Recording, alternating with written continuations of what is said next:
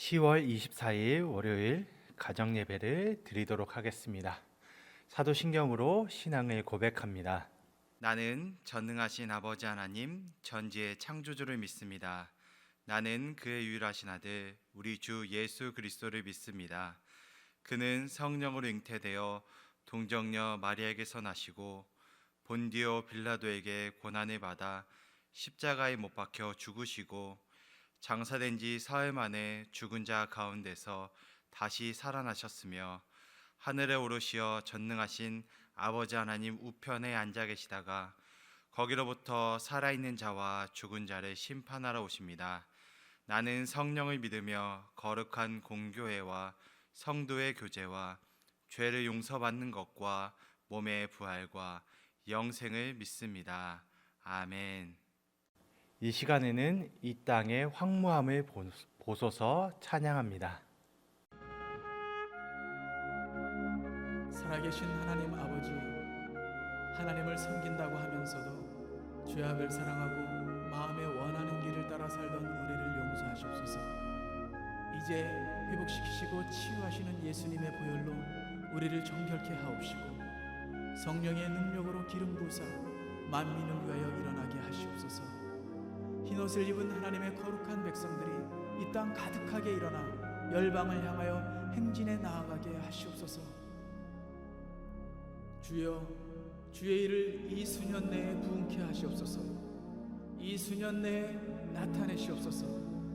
진노 중에라도 긍휼을 잊지 마시옵소서. 이 땅에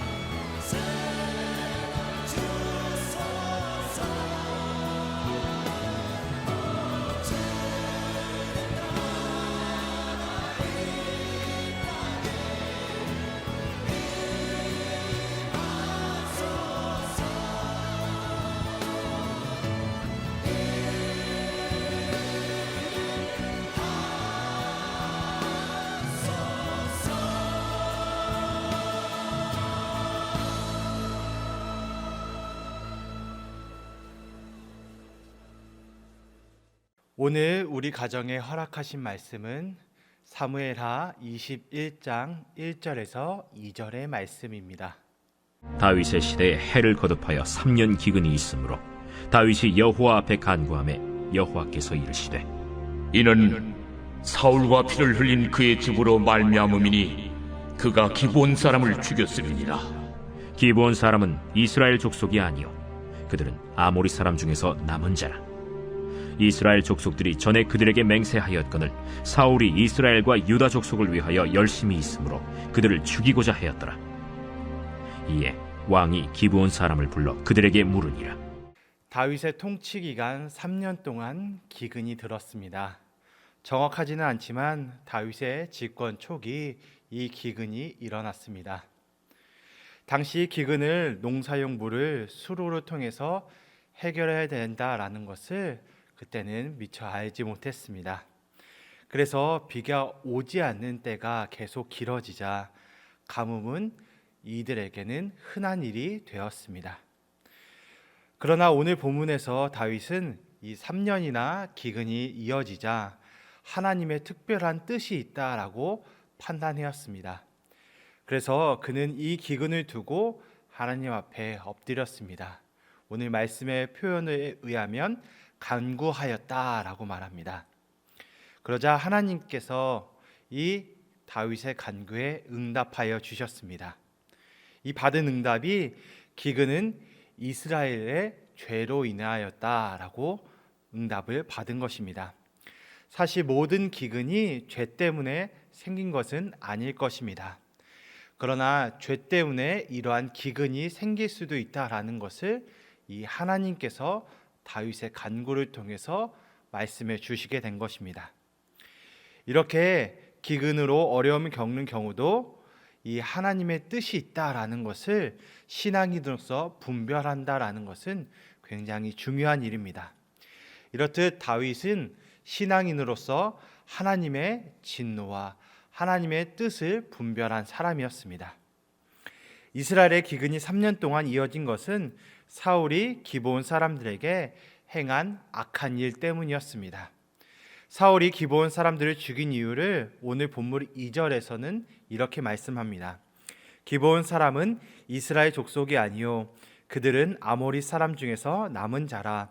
이스라엘 족속들이 전에 그들에게 맹세하였거늘 사울이 이스라엘과 유다 족속을 위하여 열심히 있으므로 그들을 죽이고자 하였더라.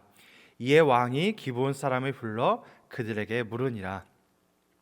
사울이 기브온 사람들을 죽였다라는 기록이 성경에 분명하게 나타나 있진 않습니다. 사람들은 이스라엘 족속이 아니라 아모리 사람 중 남사들이라고 설명하고 있기 때문입니다. 따라서 아모리라고 하는 명칭은 가나안 토착 부족들을 전체를 가르치는 명칭일 것입니다. 실제로 기브온 족속은 여호수아 9장 7절에 따르면 히위 족속이고 여호수아 때 화평 조약을 체결하였습니다. 그런데 사울은 이스라엘과 유다 족속을 위한 열심으로 이 기브온 사람들을 학살했던 것입니다. 이 사울의 잘못된 열심은 유다 족속의 번영, 이스라엘의 번영을 위한 것이었습니다. 사울의 제19 감싸기와 같은 이 좁은 포용력으로 인해 이스라엘과 유다 족속을 제외한 족속에 대해서는 분별과 분리와 차별이 있었다라는 것입니다. 그러한 사울의 죄된 모습에 의해 기근이 있었음을 다윗의 간구를 통해 이제 깨닫게 됩니다. 그래서 다윗은 3절을 통해 이렇게 말합니다. 다윗이 그들에게 묻되 내가 너희를 위하여 어떻게 하랴? 내가 어떻게 속죄하여야 너희가 여호와의 기업을 위하여 복을 빌겠느냐라고 말합니다. 다윗은 기브온 사람들의 요청에 따라 사울 집안의 자손 7명을 처형할 수 있도록 해줍니다. 이것이 오늘날 보기에는 이상하게 보일지 모르지만 실상의 율법에 해당한 합당한 칠이었습니다. 피해는 피로라고 하는 이 율법에 의한 이 다윗의 결정이라는 것입니다. 그런데 기브온 사람들은 자신들이 죽은 숫자대로가 아니라 그 죄에 대한 처벌의 상징적인 숫자로 7명만 처벌하기 원했습니다. 결국 다윗은 그들의 요청을 들어주었고 이것이 진행되었습니다. 우리는 이 기근과 이 사울의 죄악된 모습을 통해서 하나님의 통치에 대해서 알아볼 수 있습니다. 하나님의 통치는 약속을 중시한다라는 것입니다. 지금 힘이 있다고 힘없는 사람과의 약속을 어기는 것은 바르지 못한 처사일 것입니다. 비록 대상이 신앙인이 아니라 할지라도 약속을 지키는 것은 참으로 중요한 것입니다. 그것이 사람 간의 약속일지라 할지라도 하나님은 그것을 온전히 지키시길 원한다라는 것입니다. 왜냐하면 하나님은 약속을 중요하게 여기시는 분이기 때문입니다. 성경에 보면 하나님을 두고 미쁘신 하나님이다라고 말합니다. 미쁘다라는 말은 바로 믿을만하다라고 하는 의미를 담고 있습니다. 이렇게 하나님의 미쁘심은 우리가 본받기를 원하신다라고 말씀하시는 것입니다. 그러므로 하나님의 자녀된 우리도 믿을 만한 사람, 반드시 약속을 지키는 사람이 되어야 할 것입니다. 비록 그것을 믿지 않는 자들과의 약속이고 힘없고 연약한 자와의 약속이라 할지라도 반드시 지켜야 함을 우리가 알아야 합니다. 그래야 우리 하나님의 공의와 그분의 신실하심과 미쁘심이 나를 통해서 드러날 수 있기 때문입니다. 사랑하는 성도님들, 다윗은 하나님의 마음을 알아 약속을 이행하여 하나님의 공의를 드러낸 하나님의 사람입니다. 그러므로 오늘 우리도 하나님께서 그 주신 이 약속의 신실함, 약속의 미쁘심을 우리가 이 세상에 드러내기 원합니다. 그래서 오늘 그러한 미쁜 사람, 신실한 믿음의 사람으로 살아가시길 바랍니다.